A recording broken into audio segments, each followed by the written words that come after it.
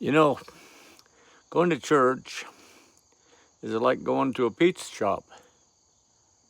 It depends on what the meat is.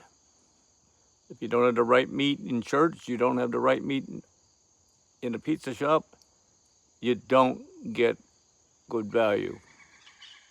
There are churches that you don't want to go to because they're liars, they're deceivers, and they certainly do not worship God, the Creator.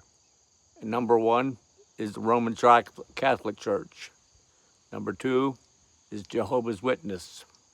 Number three is probably one of the worst, the Mormon Church. And then if you want to get into one that's pure evil, Scientology. Now there are probably a dozen more different churches. You can go to the church, you can hear the music, you can hear the singing. A lot of them dance around like they're a bunch of monkeys. But the bottom line is they're not worshiping God. They're worshiping the man at the pulpit or the religion itself. If you're going to go to a church and you want to meet God, you got to take a Bible with you. Many churches don't even know what a Bible looks like. I use the King James Version of the Bible, but there's other versions out there that, as far as I'm concerned, are just as good and understandable.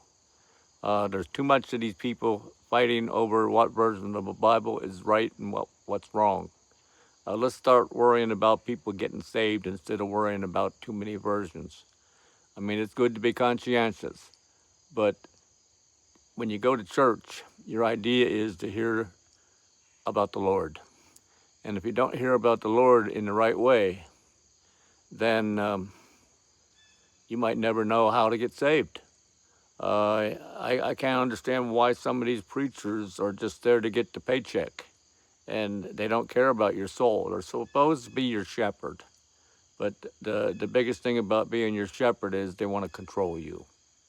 And the Bible says, beware, because they creep in unexpectedly. You'll find out, if you open your eyes and your ears, you'll find out how many preachers are just they're probably atheists. Some of them are cults, some of them are heretics.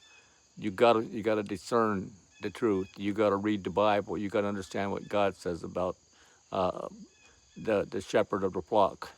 And it's real easy to find a bad shepherd.